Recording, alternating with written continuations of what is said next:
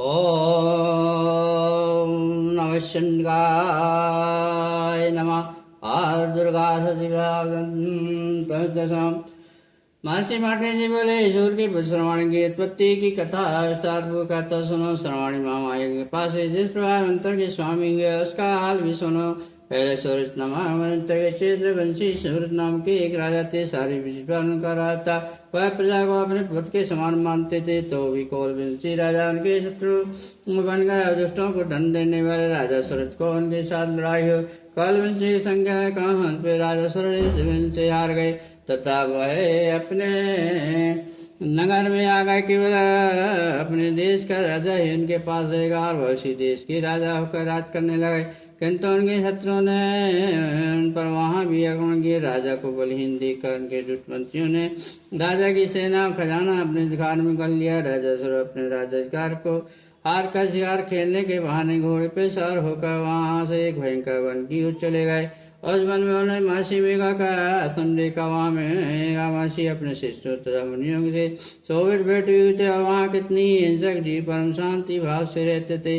राजा सूरज ने महर्षि मेघा को प्रणाम किया और महर्षि ने भी उनका अजय सत्कार किया। राजा सूरज महर्षि की आश्रम में कुछ समय तक ठहरे और नगर की ममता के आकर्षण से राजा अपने मन में सोचने लगे, पूर्व काल में पर्वतों ने जिस नगर का पालन किया था वह आज मेरे हाथ से निकल गया। मेरे दुष्ट राजा मंत्री भी मेरे नगर की ओर धर्म की इच्छा करते होंगे या नहीं। मेरा प्रधान हाथी जो कि मत की रक्षा करने वाला सूरवीरता मेरे बेरे को वश में होकर न जाने क्या दुख भोग रहा होगा।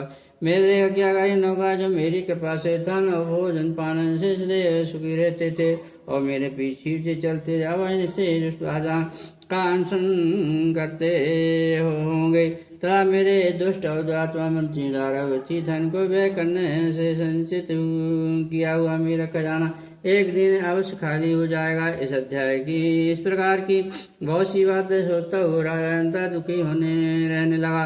एक दिन राजा सूरज ने महर्षि मेघा के आश्रम के निकट एक वेश को देखा। राजा ने उससे पूछा, भाई तुम कौन हो? यहाँ तुम्हारे आने का क्या कारण है?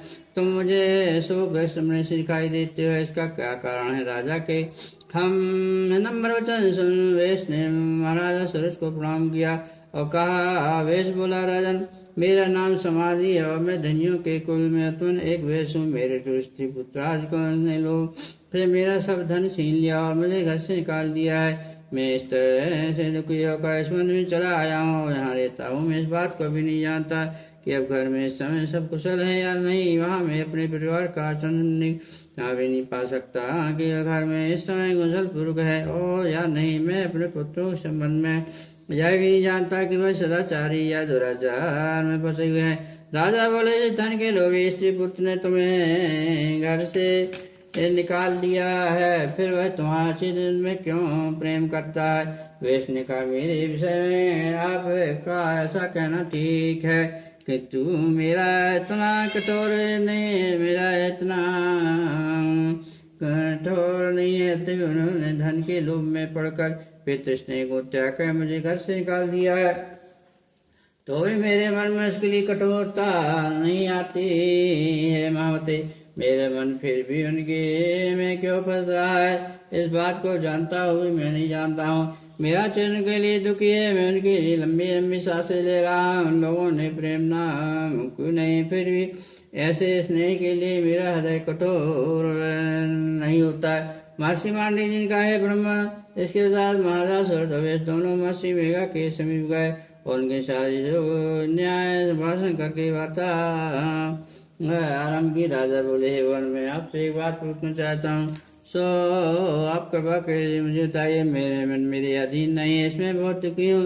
राजा धनादि की चिंता अभी तक मुझे बनी हुई, मेरी यह ममता ज्ञानी बढ़ती ही जा रही और वह समाधि ना हो वैसे भी अपने घर से अपमानित होकर आया है। इसके सुंदर ने भी इसे त्याग दिया है, सुंदर से त्यागा हुआ अभी उसके हृदय प्रेम रखता है। इस तरह हम दोनों ही दुखी है माँ, और लोगों के अवगुणों को देखकर भी हम दोनों के मन में उसके लिए ममता जन आकर्षण उत्पन्न हो रहा है। हमारे ज्ञान रहते भी ऐसा क्यों है? ज्ञानी मनुष्यों की तरह हम दोनों में यह मूर्खता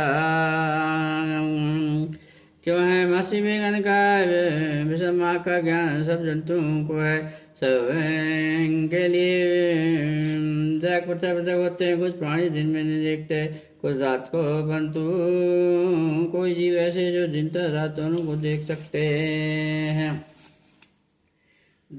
देख सकते हैं। किंतु यह सत्य है। मनुष्य में ज्ञान प्रदान किंतु केवल वसी ज्ञान नहीं होता। पशु पक्षी आदि भी ज्ञान रखते हैं। जैसे पक्षी ज्ञानी वैसे ही मनुष्यों का ज्ञान है। जो ज्ञान है मनुष्यों में है और वैसे ही पशु पक्षियों में तथा अन्य बातें भी दोनों में एक जैसी पाई जाती है। ज्ञान होने पर इन पक्षियों की ओर देखो कि अपने भूख से पीड़ित बच्चों की चोंच में कितने प्रेम से अन्न के दाने डालते हैं। राजन ऐसा ही प्रेम मनुष्यों में अपनी संतान के प्रति पाया जाता है। लोभ के कारण अपने पार का बदला पाने के लिए मनुष्य पुत्रों की इच्छा करते हैं। इस प्रकार मोह के घड़े में गड़ा करते हैं। भगवान श्री हरि की जो माया है उसी से यह संसार मोहित हो रहा है। ऐसा ऐसी कोई बात नहीं, क्योंकि वह भगवान विष्णु की योग्यता है। माया ही तो है जिसके अनुसार मोह से जकड़ा हुआ है। यही महामाया भक्ति देवी ज्ञानियों के चित्त को बलपूर्वक खींचकर मोह में डाल देती है और उसी के द्वारा सूर्य जगत की उत्पत्ति होती है। यही भक्ति दुर्गा भक्ति देवी प्रसन्न होकर मनुष्य को मुक्ति प्रदान करती। यही संसार के बंधन का कारण है। संपूर्ण ईश्वरों की भी स्वामिनी है। संपूर्ण ईश्वरों की स्वामिनी हो। महाराजा सूरज ने पूछा, भगवान ये देवी कौन सी जिसको महामाया कहते? हे ब्रह्मा, वह कैसे उत्पन्न हुई है? उसका आकार क्या है? उसके चते कौन से हैं? जरा है प्रभु उसका जैसा प्रभाव ऐसा जैसा स्वरूप ऐसा भी कृपा करके मुझे कहिए, मैं आपसे सुनना चाहता हूँ। मेरा महर्षि बोले, राजन वह देवी तो न स्वरूप है, उसके द्वारा रचा गया तथा उसकी संपूर्ण के एक प्रकार से होते हुए सब आप मुझसे सुनो। यह देवताओं का कार्य सिद्ध करने के लिए प्रकट होती है और समय वह उत्पन्न हुई कहलाती है। और संसार की जलमय करके जब भगवान विष्णु योगिता का आश्रय लेकर शेष सैया सो रहे हैं, तब मधुकेट नाम के दो सर्वी कानों के में से प्रगुरु और श्री ब्रह्मा जी को पाने की तैयार हुए।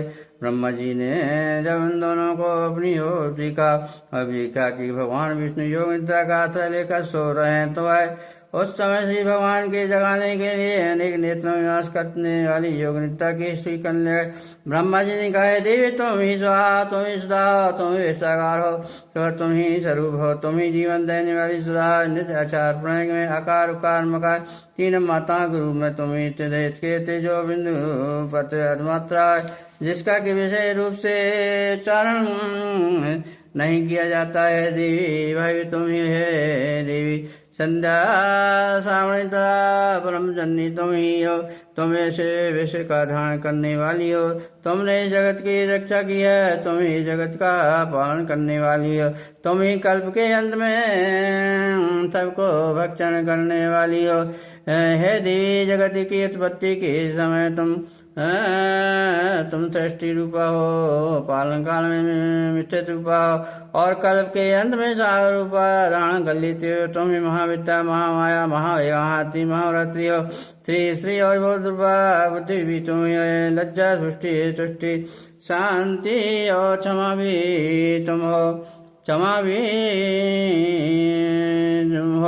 तुम खड़ग धारणी, शूल धारणी, गौ रूपा, गदा चक्र संग दंश के धारण करने वाले है। वाणी भूषणी अपाधि है भी तुम्हारी अस्त्र है। तुम सोमो सोमंत्र यही नहीं बल्कि जितने वे सोम और सुंदर वस्तु संसार में सबसे बढ़कर सुंदर तुम हो। पर और अपर सबसे पर रहने वाली सुंदर तुम्हें है स्वरूप देवी। जो भी सत असत प्राप्त है और जो शक्ति वह तुम्हें है, ऐसी अवस्था में भला तुम्हारी स्त्री कौन कर सकता है। संसार की सृष्टि पालन संहार करने वाले जो भगवान है, उनको भी जब तुमने निता के सिद्ध होकर कर दिया, फिर तुम्हारी स्त्री कौन कर सकता है। मुझे भगवान विष्णु तथा भगवान शंकर को शरीर से धारण करने वाली तुम, यह तुम्हारी स्त्री करने की शक्ति किसमें है। देवी तुम तो अपने उदार प्रभाव कारण हिमसंती हो। मधु के तब जो भयंकर असुर है तो मोह में डालता हो। श्री हरि भगवान विष्णु को भी जल्दी जगा दो और उनका भी मार डालने की बुद्धि भी उत्पन्न कर दो। महर्षि मेघा बोले, राजा जब ब्रह्मा जी ने देवी को इस प्रकार स्त्री करके भगवान को जगाने मधु के टब का मारने के लिए कहा, तो भगवान श्री विष्णु के नेत्र मुख नाश का बाहु हृदय अवस्था से निकलकर ब्रह्मा जी के सामने खड़ी हो गई।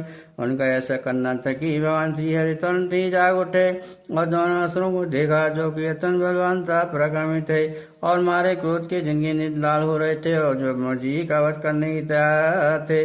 तब क्रुद्ध उन दोनों आत्मा असुरों के साथ भगवान श्री हरि ने पूरे 5000 वर्ष तक लड़ते रहे। एक तो अत्यंत बलवान पराक्रमी थे, दूसरे महामाया ने भी उन्हें मोह में डाल रखा था।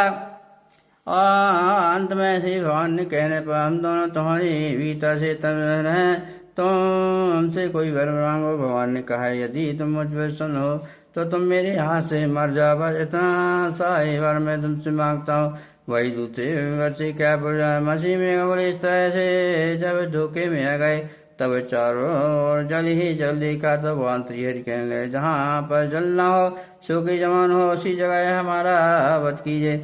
मसीह में कहते हैं, तथास्तु भगवान हरिनंदन दोनों को अपनी जांघों पर लिपटाकर और दोनों के सिर काट डाले। इस तरह से देवी ब्रह्मा जी के स्त्री करके पर और अब तुमसे इसका भाव वर्णन तो सुनो। सदा